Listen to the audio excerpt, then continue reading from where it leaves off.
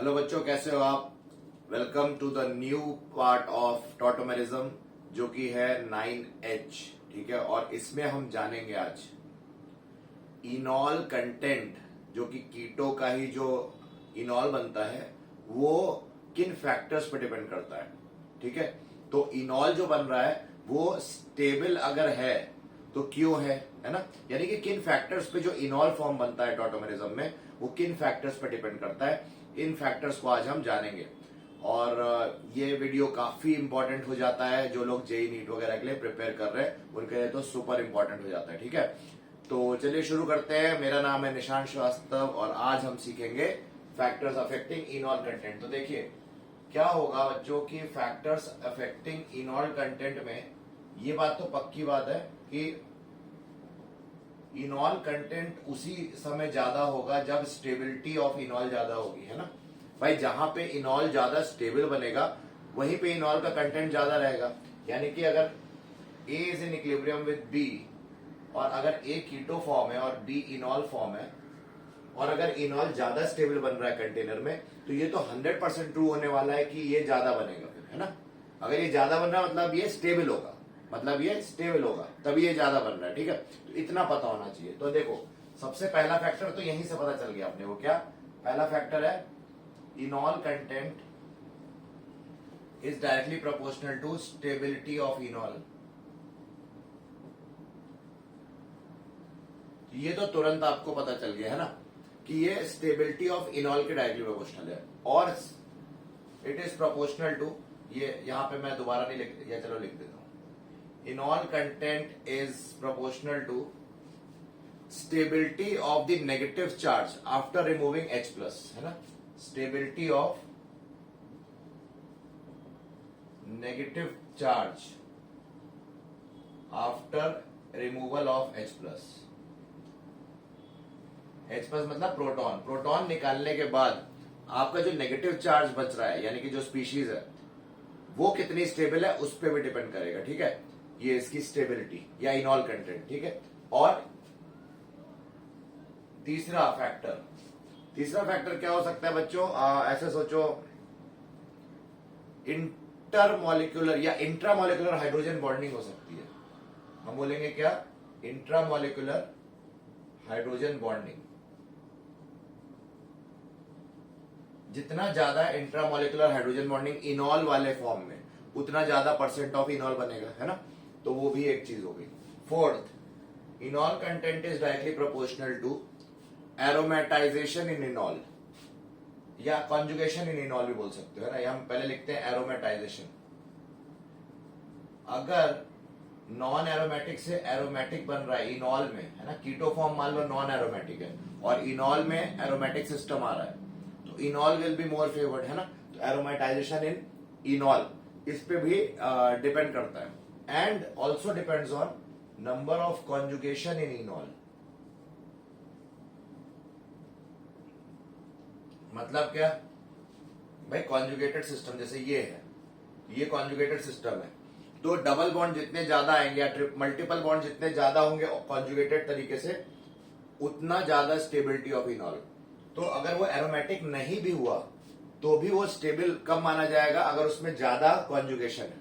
ठीक है, तो ये बात भी आपको पता होनी चाहिए। नेक्स्ट 4 फैक्टर हो गए। पांचवा, इज प्रोपोर्शनल टू गेरोज या जेरोज जैसे भी आप प्रोनाउंस करते हो, गेरोज एंट्रोपी। ठीक है, गेरोज एंट्रोपी के भी डायरेक्टली प्रोपोर्शनल है।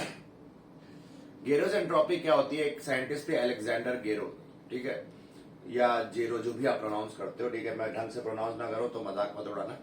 ठीक है, तो अलेक्जेंडर गेरो था, वो साइंटिस्ट थे बहुत बड़े और उन्होंने पाया कि कुछ कंपाउंड्स में जो इनॉल कंटेंट है वो जैसा लग रहा था वैसी स्टेबिलिटी शो नहीं कर रहा, है ना।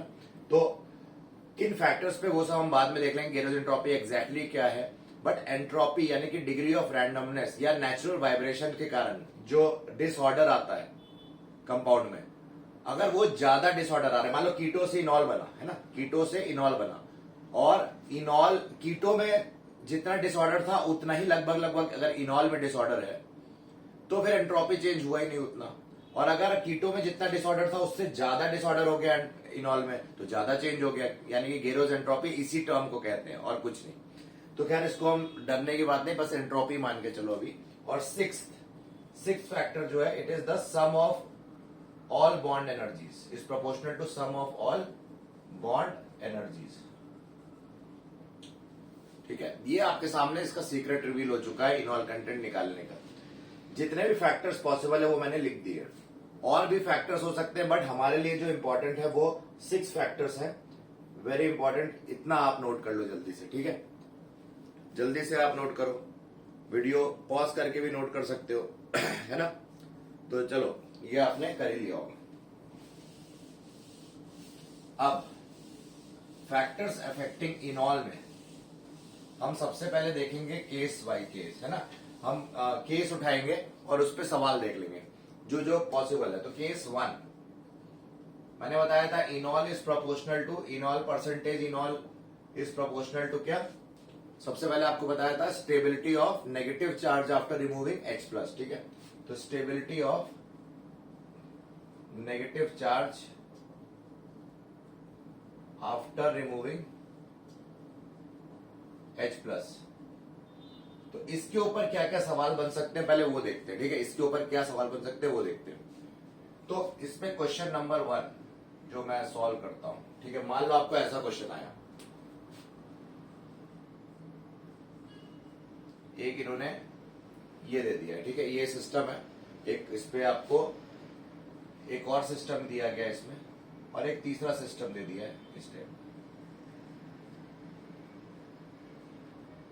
और बोला गया इनमें बताओ किसका इनॉल कंटेंट ज्यादा होगा, ठीक है, किसमें इनॉल कंटेंट ज्यादा होगा। तो आप कैसे सोचोगे, आपको मैंने बताया पहले एनायन बना लो। जब भी इनॉल परसेंट, ये तो कीटो फॉर्म से, कीटो से जब इनॉल बनता था तो मैंने मैकेनिज्म में बताया था, आप मेरा मैकेनिज्म वाला वीडियो देख सकते हो, कि कीटो से जब इनॉल बनता था तो बीच में एनायन बनता था, जब बेस कैटलाइज मीडियम वगैरह होता था, ठीक है, तो एनायन बन रहा था। तो हम मान लेते हैं एनायन बन रहा है, तो जितना वो स्टेबल एनायन बनेगा उतना ज्यादा वो हम बोलेंगे इनॉल कंटेंट जल्दी बनेगा, है ना, क्योंकि स्टेबल एनायन बनेगा तो जल्दी इनॉल कंटेंट बनाएगा। तो यहां पे मान लो अगर हमने नेगेटिव बनाया, ठीक है, और यहां पे भी नेगेटिव बनाया और इधर भी नेगेटिव आया, तो होगा क्या कि ये वाला जो पूरा सिस्टम है ये प्लस आई पूरा सिस्टम है, ठीक है। ये पूरा सिस्टम कैसा है, प्लस आई, मतलब ये इलेक्ट्रॉन देने लगेगा। तो मान लो जब यहां नेगेटिव आया, ठीक है भाई, जब अल्फा हाइड्रोजन एक्सट्रैक्ट होगा तो नेगेटिव चार्ज यहां आएगा, तो ये प्लस आई से इसको क्या करेगा, ये पूरा सिस्टम प्लस आई देके इलेक्ट्रॉन डेंसिटी और बढ़ा देगा यहाँ पे। तो ये और दुखी हो जाएगा, बोलेगा भाई मैं इलेक्ट्रॉन मुझे कम करना है, तुम मुझे और इलेक्ट्रॉन दे रहे हो। सो ये प्लस आई सिस्टम जैसा ऐड करके इसकी स्टेबिलिटी को कम कर रहा है, यानी कि ये लेस स्टेबल हो गया। अच्छा, यहां पे क्या हो रहा है, यहां पे ऐसा कुछ नहीं हो रहा है, यहां पे शांति से पड़ा हुआ है, ठीक है। और यहां पे क्या हो रहा है, यहां पे भी नेगेटिव है, लेकिन यहां पे ये माइनस आई ग्रुप है, ये वाला, तो ये इलेक्ट्रॉन खींचेगा इधर, है ना। और ये फिनाइल पूरा जो ग्रुप है, ये अगर ये बेंजीन वाला जो ग्रुप है ये पूरा माइनस आई की तरफ खींचेगा, तो इसकी स्टेबिलिटी बढ़ जाएगी, तो रिलेटिवली मोर स्टेबल हो जाएगा। तो अगर हम कंपेयर करें ज्यादा स्टेबल कौन है, तो ये ऑब्वियस हो जाता है कि ये सबसे ज्यादा स्टेबल हो गया, फिर ये, और फिर ये, है ना। तो ये स्टेबिलिटी ऑर्डर आपसे पूछा था, स्टेबल कौन सा है, तो आपने पहला आंसर कर लिया, ठीक है। तो ये नोट करो जल्दी। तो ये फर्स्ट सिस्टम हो गया। अब सेकंड सिस्टम पे चलते हैं। क्वेश्चन नंबर 2, मान लो मैं आपको देता हूं CH3CHO और CH3COCH3, ठीक है। CH3CHO को मैं ऐसे लिख देता हूं, CH3C डबल बॉन्ड, और मैं आपसे पूछूं बताओ कौन ज्यादा, इनॉल किसका ज्यादा स्टेबल। जब मैं स्टेबल बोल रहा हूं, स्टेबल इनॉल को कंपेयर करो, जो इनके इनॉल बनेंगे वो उसमें कौन ज्यादा स्टेबल, तो इसका इनॉल ज्यादा स्टेबल बनता है ना, मैंने बताया, सॉरी इसका इनॉल, ठीक है ना। तो खैर अब आगे बढ़ते हैं, यहां पे इसमें क्या करेंगे, तो देखो इसमें और इसमें कंपेयर करोगे, तो जब आप एनायन बना लो, सबसे पहले आप क्या करोगे, मैंने जैसा बताया एनायन बना लो, तो इसका एनायन ऐसा बनेगा एल्डिहाइड का, और इसका एनायन कैसा बनेगा, CH2 माइनस COCH3। अगर आपने मेरा इंडक्टिव इफेक्ट का वीडियो देखा है तो आपको पता होगा कि ये जो CHO ग्रुप है ना, CHO ग्रुप, इसकी माइनस आई पावर ज्यादा होती है किससे? COCH3 से। ठीक है, माइनस आई पावर CHO ग्रुप की क्या होती है? ज्यादा होती है। तो इस ग्रुप का माइनस आई ज्यादा होगा, तो माइनस आई ज्यादा होगा तो ये इलेक्ट्रॉन ज्यादा खींचेगा, तो इस पे नेगेटिव चार्ज को कम करेगा, तो स्टेबलाइज कर रहा है ना नेगेटिव चार्ज को। और यहां पे माइनस आई कैसा है इस ग्रुप का? कम है इसके कंपैरिजन में, तो ये उतना इलेक्ट्रॉन तो खींचेगा पर उतना नहीं खींच पाएगा, यानी कि इसको उतना स्टेबलाइज नहीं कर पाएगा नेगेटिव चार्ज को, मतलब नेगेटिव को कम नहीं कर पाएगा इतना ये वाला। जितना नेगेटिव को कम, इस नेगेटिव को कम ये वाला ग्रुप ज्यादा कर देगा, तो इसकी नेगेटिविटी कम हो जाएगी, तो ये स्टेबल हो जाएगा। तो इसलिए हम बोलेंगे रिलेटिवली ये ज्यादा स्टेबल हो गया। और अगर जिसका एनायन स्टेबल उसका इनॉल परसेंट भी ज्यादा बनेगा, तो यानी कि इस वाले का इनॉल परसेंट इस वाले कीटो फॉर्म से ज्यादा बनेगा। ठीक है, मतलब इस कीटो का जो इनॉल बनेगा, यानी कि ये देखो ये वाला इनॉल बनेगा ना इसका, ये इनॉल परसेंट ज्यादा होगा किस इनॉल परसेंट से? इस इनॉल परसेंट से। ठीक है ना, समझ में आ रही? उसी तरह यहां पे मैंने इनॉल नहीं बनाया, अगर मुझसे पूछा जाए इनॉल किसका ज्यादा, तो इसका इनॉल ऐसा बनता, इसका इनॉल ऐसा बनता, और इसका इनॉल ऐसा बनता है ना, समझ रहे हो आप? तो ऐसे भी आप सोच सकते हो, that is what it means. अब देखो यहां तक कोई दिक्कत नहीं है तो नोट कर लो पहले वीडियो, और नहीं समझ में आया एक बार बैक करके देख लो वीडियो को। ठीक है, मिटा दे। चलो, सो ये हो गया पहले केस पे 2 क्वेश्चंस, और अब तीसरा क्वेश्चन भी 2 क्वेश्चन और देख लेते हैं ना, 2 क्वेश्चन और देख लेते हैं। तो देखो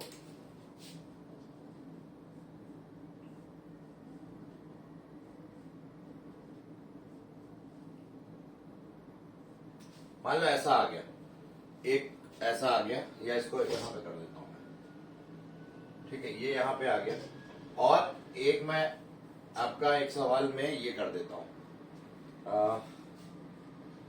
NH पर यहां डबल बॉन्ड, और मैं बोलूं बताओ किसका इनॉल स्टेबल है? इनॉल स्टेबल किसका है? तो ये देखो मैंने कीटो फॉर्म दिया, आपको पहले इनॉल बनाना पड़ेगा, और इनॉल बनाने के लिए पहले आप क्या करोगे? किससे गुजरेगा वो? एनायन से बनेगा। अब बताओ एनायन कहां पे आएगा? ये अल्फा कार्बन है, यहां से भी नेगेटिव आ सकता था, और नाइट्रोजन भी अल्फा पोजीशन पे। तो अगर मैं इसका इनॉल बनाऊंगा तो मेरे को ये याद रखना इंपॉर्टेंट बात कि नाइट्रोजन वाले पार्ट से इनॉल बनेगा इसका, यानी कि इसका इनॉल ऐसा हो गया। आप बोलोगे सर यहां से भी तो इनॉल बन सकता था, बिल्कुल बन सकता था, लेकिन नाइट्रोजन जो है और ये जो कार्बन है, अगर यहां नेगेटिव आए तो ज्यादा स्टेबल होता है ना, nitrogen is more electronegative than carbon, तो नाइट्रोजन पे नेगेटिव आना ज्यादा प्रेफर होता है, यानी कि ये जो बनने से पहले वाला स्टेप, अगर इस स्टेप के पहले बोलूं तो ये बन रहा होता है ना भाई, H निकलता तो N पे नेगेटिव आता, वो ज्यादा स्टेबल है ना देन इस कार्बन पे नेगेटिव आना, इसलिए हमने N से H निकाला। ठीक है, तो ये इसका इनॉल बनने के लिए जो कार्बन एन बना वो ये बना, और इसका कार्बन एन कैसे बनेगा? इसका कार्बन एन कैसे बनेगा? या इसका जो एनायन बनेगा वो कैसा बनेगा? इसका एनायन ऐसा बनेगा।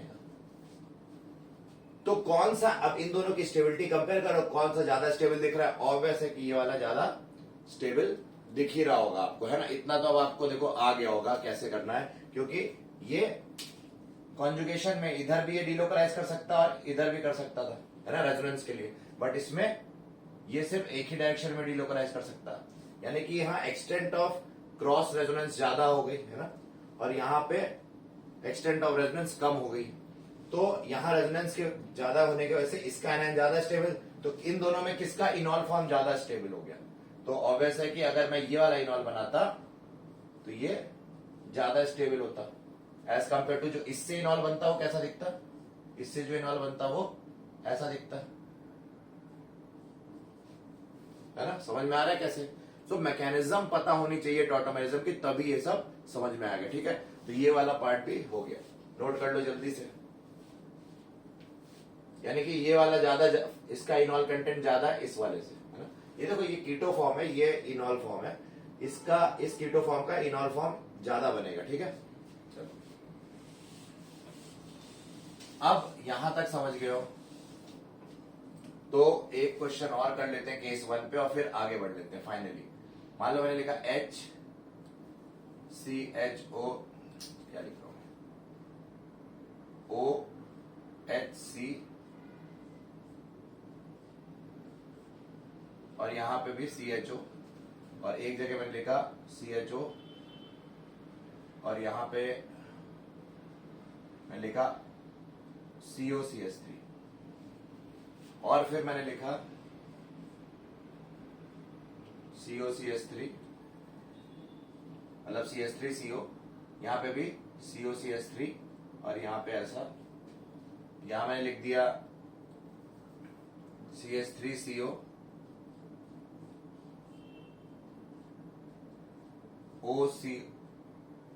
COCH3, ठीक है, यहां तक मैंने ऐसे लिखा।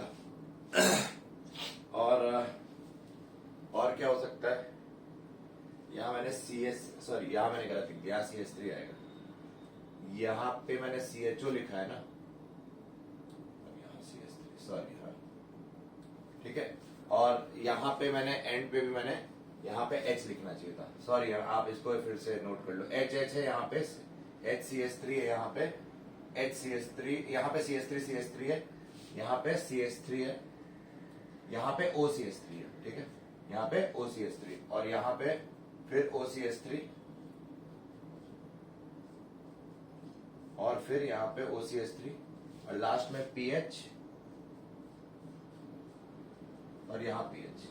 ये वाला ट्राई करो, इसमें आपको बताना है किसकी इनॉल, इन सबके इनॉल जो बनेंगे उसमें मैक्सिमम इनॉल कौन बनाएगा, यानी कि जो इनॉल की स्टेबिलिटी ज्यादा होगी वही इनॉल ज्यादा बनाएगा, है ना। तो इन सबके पहले क्या कर लो, नेगेटिव आयंस बनाओ और कंपेयर करो। मैं 1 मिनट देता हूं, जल्दी से नोट।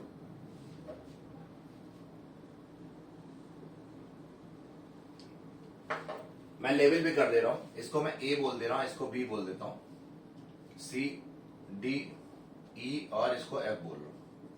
कैसे करेंगे, तो देखो अगर हम सबके एनायन बनाए तो देखो जगह नहीं है तो मैं इसी में बनाता हूं। इसका एनायन में यहां पे बनेगा, है ना, अल्फा कार्बन यहां से निकलेगा, अल्फा हाइड्रोजन, इसका भी एनायन यहां, मतलब सबके एनायन जो बनेंगे आप 2 बार बना लेना, है ना। मैं इसको एक ही बार में बता दे रहा हूं, आप इसको इसके सबके एनायन अलग से बना लेना अपनी नोटबुक में। ये मैं इधर ही बना रहा हूं टाइम बचाने के लिए और जगह बचाने के लिए। इन सबके एनायन ऐसे बनेंगे, है ना। ये जो कार्बन था एक्टिव मिथिलीन था, देखो यहाँ पे CH2 ग्रुप था ना बीच में सबके, यहां से हाइड्रोजन निकाला है।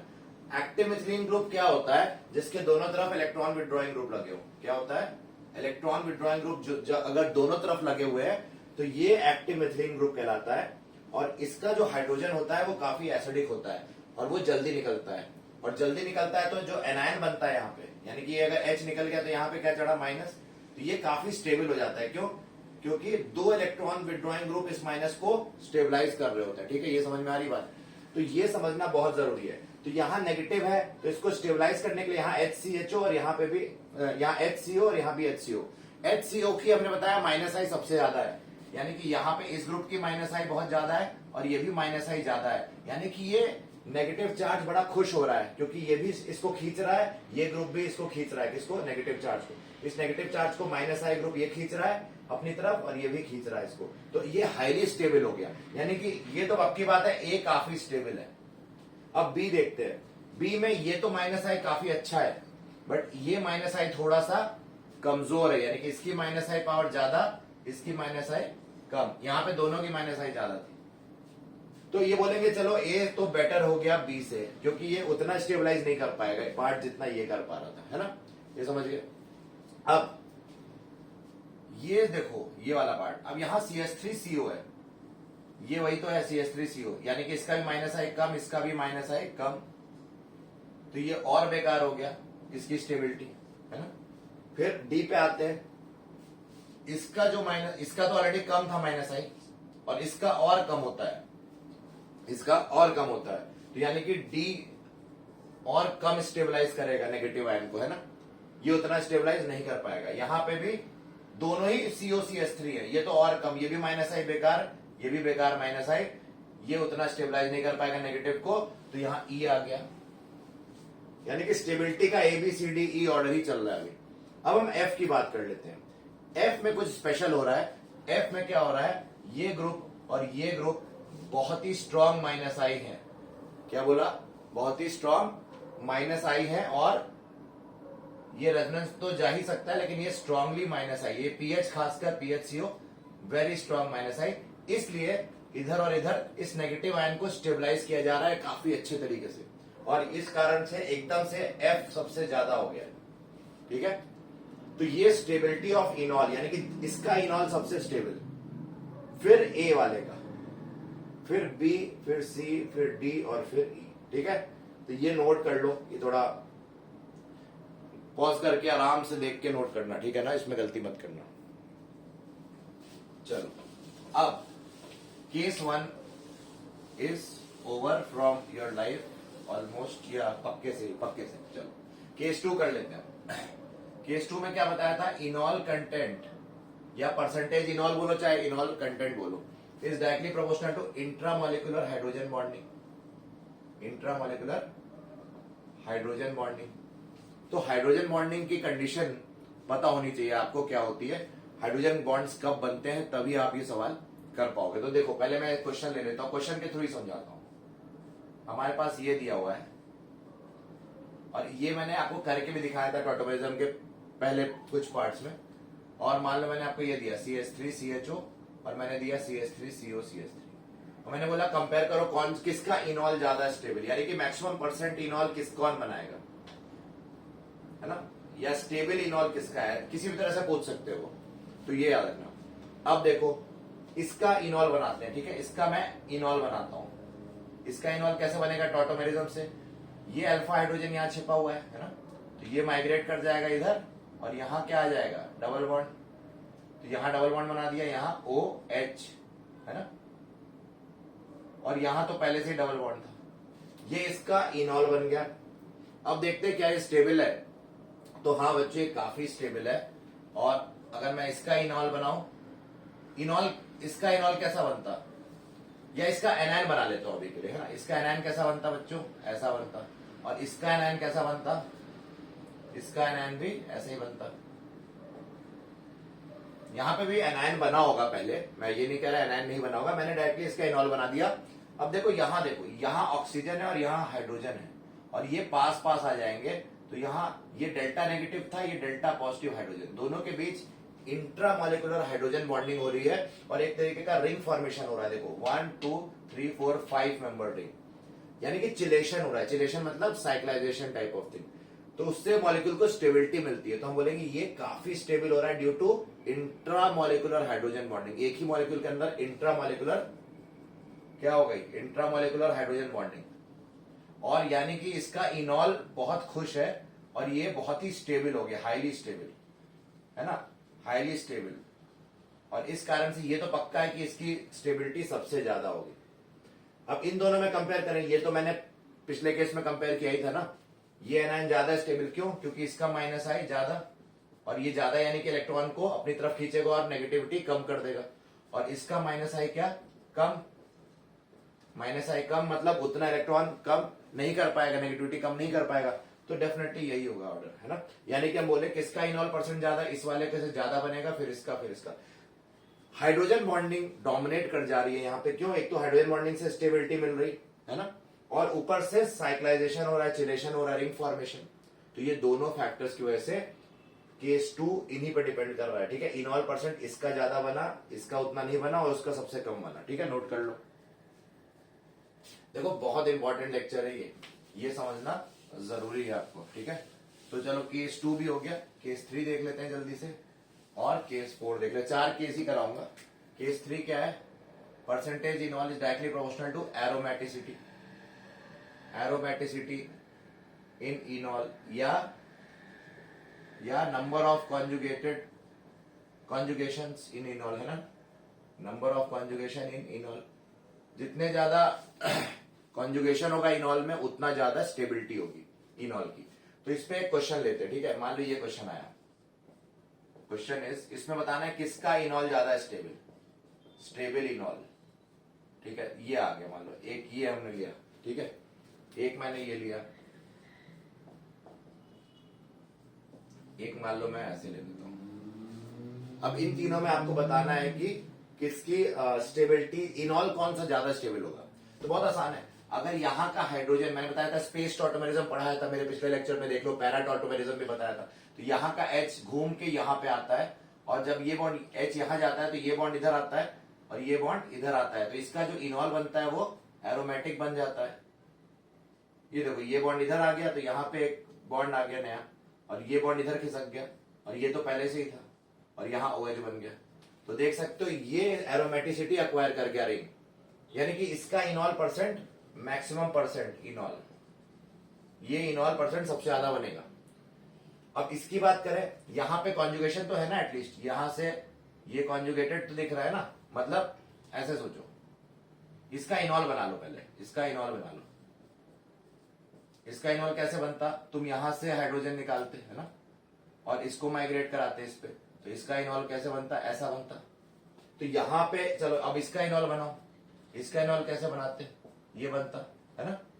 तो अब बताओ, इसमें कॉन्जुगेशन ज्यादा है या इसमें कॉन्जुगेशन ज्यादा, डेफिनेटली इसमें कॉन्जुगेशन ज्यादा, तो इसका परसेंटेज इनॉल भी ज्यादा है, इसका सबसे ज्यादा था, और इसका थोड़ा कम है, और इसका परसेंट इनॉल सबसे कम बनेगा, ठीक है। तो सबसे मैक्सिमम कंटेंट इनॉल इसमें, क्योंकि एरोमेटिसिटी से स्टेबल हो रहा है। यहाँ पे 3-3 कॉन्जुगेशन, यहाँ पे 2 कॉन्जुगेशन अंदर रिंग में, यहाँ एक ही है लोन पेयर के साथ, तो सबसे ज्यादा जो कॉन्जुगेशन है यहाँ है, इसलिए हम बोल देंगे इसका इनॉल ज्यादा, फिर इसका, फिर इसका, ठीक है, समझ में आ गया।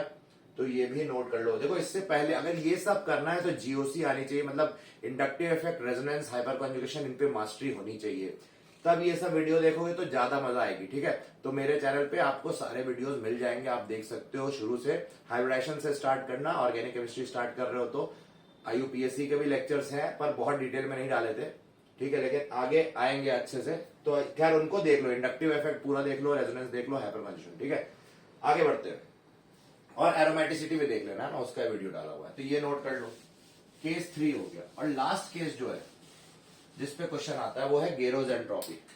केस 4 हम बोलेंगे क्या, and percentage enol is proportional to गेरोज एंट्रोपी चेंज, या ऐसे बोलो इट डिपेंड्स ऑन गेरोज एंट्रोपी, प्रोपोर्शनल ना बोल के बोलो इट डिपेंड्स ऑन गेरोज एंट्रोपी। तो इसमें सवाल कैसे आते हैं, तो जो अलेक्जेंडर गेरो थे, उन्होंने जब एक्सपेरिमेंट किया तो उन्होंने साइक्लोपेंटेनोन वगैरह पे किया था। मैं एक सवाल साइक्लोहेक्सेनोन का लेके करूंगा, ठीक है। तो देखो क्वेश्चन आता है, स्टेबिलिटी बताओ किसका इनॉल स्टेबल है, तो एक मैंने ये दिया, ये देखो साइक्लोहेक्सेनोन, और उन्होंने पेंटेन 2 ओन लिया था शायद, या पेंटेन 3 ओन लिया था, मैं हेक्सेन वाला ले लेता हूं, ठीक है। उन्होंने एक्सपेरिमेंट, एनएमआर, स्पेक्ट्रोस्कोपी वगैरह लगाई थी, मैं वो सब नहीं, मैं लॉजिकली बताऊंगा आपको। तो ये देखो, ये दोनों में बताना है किसका इनॉल परसेंट ज्यादा। तो देखो बच्चों, यहां पे बताओ, पहले से एंट्रोपी कम है ना, क्यों, क्योंकि यहां पे रिस्ट्रिक्टेड, रोटेशन रिस्ट्रिक्टेड है ना, यहां पे ये आसानी से रोटेट नहीं कर सकता, रोटेट करेगा तो ये रिंग टूट जाएगी, तो इसलिए ये अपने आप को रोटेट नहीं कर सकता स्टेबल रहने के लिए, तो इसकी एंट्रोपी पहले से ही कम है, मतलब डिसऑर्डर कम है, ये रिस्ट्रिक्टेड इन रोटेशन है, मतलब रैंडमनेस कम है, तो इसकी एंट्रोपी कम, थर्मोडायनेमिक्स पढ़ा ही होगा, और इसकी एंट्रोपी पहले से ही ज्यादा है ना, ये रोटेट कर सकता है सिग्मा बॉन्ड्स के अबाउट, इस बॉन्ड के अबाउट, इस बॉन्ड के अबाउट, तो ये खुश है पहले से, ये दुखी है। अब इनमें जब इसका इनॉल बना है, ध्यान से देखना, इसका इनॉल ऐसा बनेगा और इसका इनॉल ऐसा बनेगा, सही है, इसका इनॉल ऐसा बना, इसका इनॉल ऐसा बना। अब मुझे बताओ कौन ज्यादा खुश है। देखो एंट्रोपी यहां भी कम थी और यहां भी ही कम है ना, तो ऐसा कोई खास इंक्रीमेंट नहीं हो गया एंट्रोपी में, है ना। हाँ, ये बात जरूर है कि यहां पे, यहां C डबल बॉन्ड O यहां था और यहां OH, तो ये सिंगल बॉन्ड में, डबल बॉन्ड सिंगल बॉन्ड में बाहर से बना, थोड़ा मोड़ा ये रोटेशन यहां पे, और यहां पे रोटेशन मिल सकता है इसको थोड़ा मोड़ा, तो ये थोड़ा खुश है। एंट्रोपी कम, इसकी बहुत कम थी, इसकी थोड़ी कम है। यहां पे एंट्रोपी ज्यादा थी और यहां पे बच्चों क्या हो गया बताओ, यहां पे एंट्रोपी क्या हो गई है, अभी भी हाई है ना, लेकिन चेंज इन एंट्रोपी इधर चेंज, यानी कि डेल्टा एस इधर ज्यादा है या डेल्टा एस इधर ज्यादा है, बताओ क्या लग रहा है, किधर चेंज इन एंट्रोपी ज्यादा है। देखो ये पहले भी एंट्रोपी ज्यादा और इधर भी एंट्रोपी ऑलमोस्ट उतनी, तो यहां पे हम बोलेंगे एंट्रोपी जो है नहीं नहीं सॉरी, एंट्रोपी ज्यादा है, यहां ज्यादा थी और यहां थोड़ी ज्यादा है, समझ लो। एक बार 1 मिनट रुको। हाँ, इसको ऐसे समझो, इस तरह से ना समझो आप, नहीं तो कंफ्यूज हो जाओगे। आप ऐसे समझो, मैं फिर बता दे रहा हूं, नहीं तो कंफ्यूजन क्यों क्रिएट करें, है ना। देखो मेन होता है किस तरह से आप मॉलिक्यूल को देख रहे हो। चलो मैं इस तरह से देखता हूं, इसकी एंट्रोपी पहले भी हाई थी कि नहीं, है ना, ये फ्री था रोटेट करने के लिए। इसकी एंट्रोपी थोड़ी कम हो गई, बोलो क्यों? क्योंकि यहां डबल बॉन्ड आ गया। ये पहले खुश था लेकिन यहां पे रिस्ट्रिक्शन क्रिएट हो गई, तो यहां पे एंट्रोपी कम हो गई, यहां रिस्ट्रिक्शन क्रिएट हुई। और यहां एंट्रोपी पहले भी कम थी, अभी भी कम है ना। ऐसे अगर तुम एक्सपेरिमेंटली देखोगे तो यही हो रहा है। एक्सपेरिमेंटली उसने, ये एक्चुअली एक्सपेरिमेंटल रिजल्ट था, बट हम इसमें लॉजिक लगाएंगे तो देखो यहां एंट्रोपी ज्यादा थी, पर यहां इसके कंपैरिजन में यहां एंट्रोपी कम हो रही है, क्योंकि डबल बॉन्ड आ रहा है यहां पे, लेकिन यहां पे भी डबल बॉन्ड आ रहा है, लेकिन ऑलरेडी यहां पे पहले से साइकिल थी। तो यहां जब चेंज पाया गया ना एक्सपेरिमेंटली, तो चेंज उतना नहीं था, ऑलमोस्ट 0 था। बट यहां जो चेंज पाया गया है वो काफी हाई पाया गया। हाई पाया गया मतलब पॉजिटिव नहीं, मतलब ऐसे बोलो चेंज 0 नहीं पाया गया, यानी कि यहां काफी चेंज आ गया। और यहां रिस्ट्रिक्शन इन रोटेशन आ गई। क्या आ गई? Restriction in rotation. और अगर रिस्ट्रिक्शन इन रोटेशन आ जाती है तो वो मॉलिक्यूल उतना स्टेबल नहीं रह जाता है, यानी कि इसका इनॉल लेस स्टेबल आ गया due to restriction in rotation. देखो ये एक्सपेरिमेंटल डेटा पे बेस्ड है, मैं फिर कह रहा हूं, इसमें आपको थोड़ा फील करना पड़ेगा। तो देखो यहां गेरोज एंट्रोपी, यही बात होती है कि जो इसकी एंट्रोपी है उस इस वाले इनॉल की, इसकी एंट्रोपी की जो वाइब्रेशन है कम हो गई है, और इसकी वाइब्रेशन ऑलमोस्ट अभी भी उतनी है, कोई ज्यादा खास नहीं डिफरेंस है। इसलिए ये पहले से भी दुखी था, अभी भी दुखी है, तो इसका इनॉल उतना अफेक्ट नहीं हुआ जितना इसका इनॉल अफेक्ट हुआ। तो ये लेस स्टेबल बनेंगे और ये रिलेटिवली ज्यादा परसेंट बनेगा इसका, यानी कि ये इनॉल जो बनाएगा ये फास्टर बनाएगा और ज्यादा बनाएगा देन ये जो इनॉल बनाएगा, ये मतलब है। हम ये नहीं कह रहे कहीं से कि ये ज्यादा स्टेबल या ये ज्यादा स्टेबल, अभी उसकी बात नहीं हो रही। मैं बोल रहा हूं ये जो इनॉल बनाएगा ये वाला, यानी कि ये कौन सा इनॉल बना रहा है, ये वाला, ये ज्यादा क्वांटिटी में बनेगा अगर किसी कंटेनर में बन रहा है देन ये जो इनॉल बना रहा है। समझ में आ रहा है? तो इनॉल कंटेंट ये वाला ज्यादा बनेगा अलग कंटेनर में देन ये वाला अलग कंटेनर बना रहा होगा। समझ में आ रही बात? तो ये मतलब है इसका। So this is all about the percentage of enol. इसके अलावा मैंने बताया it also depends on sum of bond enthalpy. तो अगर कहीं जैसे आपको बॉन्ड एंथैल्पीज इंडिविजुअल दी होंगी तो थर्मोडायनेमिक्स लगा के आप बॉन्ड एंथैल्पी टोटल कैलकुलेट कर लेना और देख लेना कि परसेंटेज, जिसकी बॉन्ड एंथैल्पी ज्यादा उसमें परसेंटेज इनॉल ज्यादा बनेगा, क्योंकि वो स्टेबल होगा। ठीक है, तो चलो बच्चों यही था आज का लेक्चर। उम्मीद करता हूं आपको बहुत बहुत पसंद आ रहा होगा ये सीरीज, और अच्छे से लगे रहो। नेक्स्ट लेक्चर भी बहुत इंपॉर्टेंट है टॉटोमेरिज्म का। देखो ये सब बहुत छोटे छोटे वीडियोज हैं, आजकल थोड़े बड़े हो रहे हैं धीरे धीरे। पहले 10 मिनट के होते थे, 15 मिनट, अभी 20 मिनट, अभी 30 मिनट तक पार कर रहा है। तो सॉरी फॉर दैट, बट ये सब जरूरी है कंटेंट में लाना। और I am trying to minimize the content, but आगे जाके देखोगे थोड़ा टाइम ज्यादा वीडियो का बढ़ेगा, एल्केन वगैरह जब स्टार्ट करेंगे। ठीक है, क्योंकि वो सब बड़े बड़े चैप्टर्स हैं। तो ठीक है, चलो बच्चों आप इस वीडियो को जरूर शेयर करो, एंड आपको मजा आ रही है तो सब्सक्राइब भी कर लो, जिससे आपको इस कंटेंट, जितने भी नए कंटेंट आए उनके अपडेट्स मिलते रहे। ठीक है, चलो thank you so much. Bell icon से मिलेंगे यार। चलो thank you, bye, take care.